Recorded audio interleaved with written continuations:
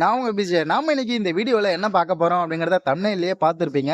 ஆமாங்க, மலேசியா முருகர் நம்ம சென்னையிலயும் இருக்காரு. அந்த முருகன் கோவில் எங்க இருக்கு அப்படிங்கறத நம்ம இந்த வீடியோல பார்க்க போறோம். அது மட்டும் இல்லாம அந்த கோவிலுக்கு நம்ம எப்படி போகணும் அப்படிங்கறதையும் நம்ம இந்த வீடியோல பார்க்க போறோம். வீடியோ பார்க்கறதுக்கு முன்னாடி நம்ம சேனல்ல நீங்க புதுசா பாக்குறீங்கன்னா மறக்காம லைக் பண்ணுங்க, ஷேர் பண்ணுங்க, சப்ஸ்கிரைப் பண்ணுங்க. வாங்க இப்போ வீடியோக்குள்ள போலாம்.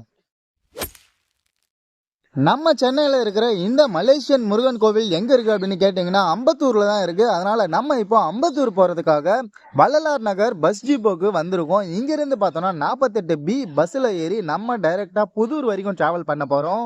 புதூருக்கு ஏன் அப்படின்னு கேட்டீங்கன்னா புதூர் பஸ் ஸ்டாண்ட்ல இருந்து தான் அந்த டெம்பிள் ரீச் ஆகிறதுக்கு ரொம்ப கம்மியான டிஸ்டன்ஸ் இருக்கு. கிட்டத்தட்ட 1 கிலோமீட்டர் டிஸ்டன்ஸ்ல தான் அந்த கோவில் இருக்கு. சரி, இந்த புதூர் எங்க இருக்கு அப்படின்னு கேட்டீங்கன்னா அம்பத்தூர் ஓட்டிக்கு அடுத்ததான் இந்த புதூர் இருக்கு. நம்ம இப்போ புதூர் வந்து ரீச் ஆயிட்டோம். இங்க இருந்து எப்படி போகணும் அப்படின்னு பார்த்தோம்னா புதூர் பஸ் ஸ்டாண்டுக்கு பக்கத்திலே பார்த்தோம்னா ஒரு சிக்னல் இருக்கும். அந்த சிக்னல்ல இருந்து ஆப்போசிட் கிராஸ் பண்ணி புதூர் மெயின் ரோட்ல நடந்து போகணும். இப்போ நம்ம புதூர் மெயின் ரோடுக்கு வந்துட்டோம். இங்க இருந்து நடந்து போய்கிட்டே இருக்கோம். நீங்க இந்த கோவிலை பார்க்க பஸ்ல வராம உங்க ஓன் வெஹிக்கல்ல வரீங்க அப்படின்னா உங்களுக்காக இந்த கோவிலோட லொகேஷனை நான் டிஸ்கிரிப்ஷன்ல மென்ஷன் பண்றேன், செக் பண்ணிக்கோங்க.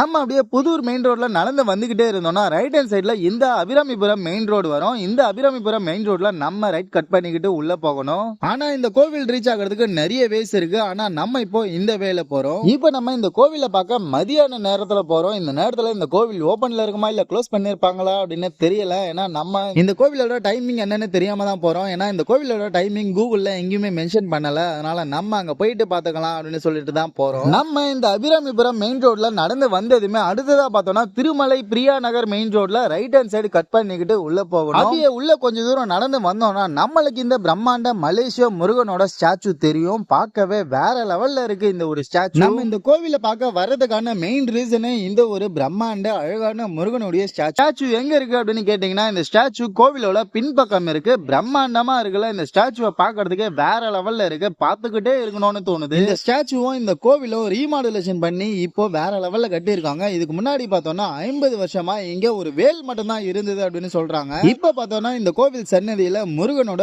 வள்ளி தேவானையும் காட்சி கொடுக்குறாங்க. இதோ இங்க பார்த்தோம்னா இந்த கோவிலோட நேமும் அட்ரஸும் இங்க மென்ஷன் பண்ணிருக்காங்க, செக் பண்ணி நோட் பண்ணிக்கோங்க. இந்த கோவிலோட அட்ரஸ் பார்த்தோம்னா வஉசி நகர், சித்திரக்கடம், மேனாம்பேடு, அம்பத்தூர் அப்படின்னு சொல்லி மென்ஷன் பண்ணிருக்காங்க. இந்த கோவிலோட பின்பக்கம் வேற லெவல்ல இருக்கு. இப்போ நம்ம இந்த கோவிலோட முன்னாடி எப்படி இருக்கு அப்படிங்கறத பார்க்கலாம் வாங்க. இப்போ நம்ம முன்பக்கம் வந்துட்டோம். இதான் பார்த்தோம்னா கோவிலோட என்ட்ரன்ஸ். ஆனா கோவில் மூடி இருக்காங்க. நான் அப்பவே நினைச்சேன் இந்த டைம்ல கோவில் மூடி இருப்பாங்க அப்படின்னு சொல்லி. இப்ப டைம் பார்த்தோம்னா 4 மணி ஆகுது. கோவில் பார்த்தோம்னா ஈவினிங் 6 மணிக்கு தான் ஓபன் பண்ணுவாங்களாம். அது வரைக்கும் என்ன பண்றதுன்னு தெரியல. அதனால அப்படியே கோவிலோட வாசல்லே உட்காந்துருக்கோம். வெயிட் பண்ணி கோவிலுக்குள்ள போயிட்டு கோவில் எப்படி இருக்கு அப்படின்னு பார்த்துக்கிட்டு நம்ம வீட்டுக்கு போகலாம். அது வரைக்கும் இந்த கோபுரம் எப்படி இருக்கு அப்படின்னு பார்க்கலாம். இந்த கோபுரத்துல பார்த்தோம்னா நிறைய சிற்பங்கள் இருக்கு. சின்ன சின்ன சிற்பங்களை அழகா செதுக்கி இருக்காங்க. பார்க்கவே வேற லெவல்ல இருக்கு. அது மட்டும் இல்லாம அந்த சென்டர்ல சரவண பவ அந்த சிம்பிள் வேற லெவல்ல இருக்கு. ஓமோ அதுக்கு மேல வேலும் பார்க்கவே வேற லெவல்ல இருக்கு. அப்படியே இந்த கோபுரத்துக்கு இடது பக்கம் ஒரு யானையும் வலது பக்கம் ஒரு யானையும் நம்மள வரவே இருக்குது. அடுத்ததா பார்த்தோம்னா இங்க ஒரு பிரம்மாண்டமான கதவு இருக்கு. இந்த கதவுல பார்த்தோம்னா குட்டி குட்டி பெல் இருக்கு. லைன் போறதுக்கு என்ன பண்றதுன்னு தெரியாம இந்த பெல்ல உட்காந்து எண்ணிட்டு இருந்தேன். மொத்தம் பார்த்தோம்னா 88 பெல் இருக்கணும். ஆனா அதுல 3 பெல் மிஸ் ஆகுது. மொத்தம் 85 பெல் இருக்கு. என்ன பண்றது, 6 மணி ஆறதுக்கு இன்னும் 2 மணி நேரம் இருக்கு. அது வரைக்கும் என்ன பண்றதுன்னு தெரியாம இந்த மாதிரி எல்லாம் பண்ணிட்டு இருக்க வேண்டியதா இருக்கு. எப்படியோ ஒரு வழியா 6 மணி ஆயிடுச்சு. கோவிலும் ஓபன் பண்ணிட்டாங்க. இதுக்கு மேல லேட் பண்ணாம வாங்க உள்ள. வள்ளி தேவானையோட சிறப்பா காட்சி கொடுக்கறாரு. 3 பேரையும் ஒன்னா பாக்குறதுக்கே வேற லெவல்ல இருக்கு. அது மட்டும் இல்லாம இங்க நம்ம ஒரு முருகன் மட்டும் இல்லாம 6 படை முருகனையும் பார்க்கலாம். அந்த சன்னதி சுத்தி 6 படை முருகனையும் நம்ம பார்க்கலாம். கீழே வேற லெவல்ல இருக்கு அப்படின்னு சொல்லி அப்படியே மேல பார்த்தோம்னா வேற லெவல்ல பெயிண்டிங் பண்ணிருக்காங்க. எல்லா கடவுளையுமே பெயிண்டிங் பண்ணிருக்காங்க. பாக்குறதுக்கே வேற லெவல்ல இருக்கு, கலர்ஃபுல்லா. அடுத்ததா பார்த்தோம்னா இங்க கீழே நிறைய நம்பர்ஸ் எல்லாம் மென்ஷன் பண்ணிருக்காங்க. இந்த நம்பர்ஸ் எதுக்காக மென்ஷன் பண்ணிருக்காங்க அப்படின்னு எனக்கு தெரியல. உங்களுக்கு தெரிஞ்சதுன்னா மறக்காம கமெண்ட்ல சொல்லுங்க. இந்த கோவிலை சுத்தி இந்த நம்பர்ஸ் மென்ஷன் பண்ணிருக்காங்க. ஆனா எதுக்காக பண்ணிருக்காங்க அப்படின்னு அந்த ரீசன் தெரியல. இந்த கோவில்ல முருகன் சன்னதி மட்டும் இல்லாம தட்சிணாமூர்த்தி, விநாயகர், விஷ்ணு அப்படின்னு சொல்லி நிறைய பேரோட குட்டி குட்டி சன்னதிகளும் இருக்கு. அப்படியே வெளியே பார்த்தோம்னா இங்க ஒரு கல்வி கணபதியும் இருக்காரு. அது பக்கத்திலேயே பார்த்தோம்னா நிறைய விளக்குகள் எல்லாம் இருக்கு.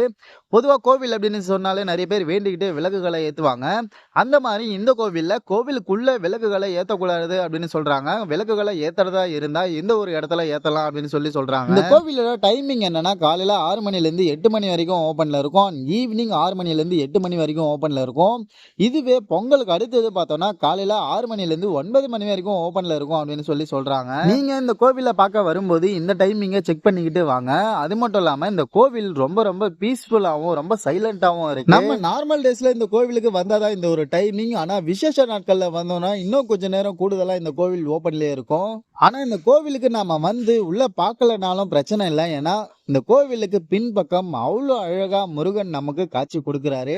அந்த ஒரு காட்சியை பார்த்தாலே நம்மளுடைய மனசு நிம்மதி ஆயிடும். அது மட்டும் இல்லாம இந்த கோவிலுக்கு பக்கத்திலேயே பார்த்தோம்னா அன்னதான கூடமும் இருக்கு. தினமும் 12:30 மணிக்கு இங்க அன்னதானம் பண்ணுவாங்களாம். நம்ம தமிழ்நாட்டுல முருகனுக்காக நிறைய சிறப்பு வாய்ந்த கோவில்கள் இருக்கு. அந்த மாதிரியே இந்த கோவிலும் ஒரு சிறப்பு வாய்ந்ததா அமையும். நீங்களும் கண்டிப்பா ஒரு வாட்டியாவது இந்த கோவிலை வந்து பாருங்க. இந்த கோவில் வேற லெவல்ல இருக்கு. இந்த வீடியோ பாக்குற நீங்க கண்டிப்பா இந்த கோவிலுக்கு வந்தீங்கன்னா இந்த கோவிலை பத்தினா உங்களுடைய ஒப்பீனியன் எப்படி இருக்கு அப்படிங்கறத மறக்காம கமெண்ட்ல மென்ஷன் பண்ணுங்க. ஓகே गाइस, இப்போ நம்ம கோவிலை ஃபுல்லா சுத்தி பார்த்தாச்சு. இந்த கோவில் எப்படி இருக்கு அப்படிங்கறத மறக்காம நீங்க கமெண்ட்ல மென்ஷன் பண்ணுங்க. அது மட்டும் இல்லாம இந்த வீடியோ பிடிச்சிருந்தா மறக்காம இந்த வீடியோக்கு ஒரு லைக் போட்டு சப்ஸ்கிரைப் பண்ணிக்கோங்க. இதே மாதிரி இன்னொரு வீடியோல நம்ம மீட் பண்ணலாம். அது வரைக்கும் டேக் கேர் அண்ட் பை.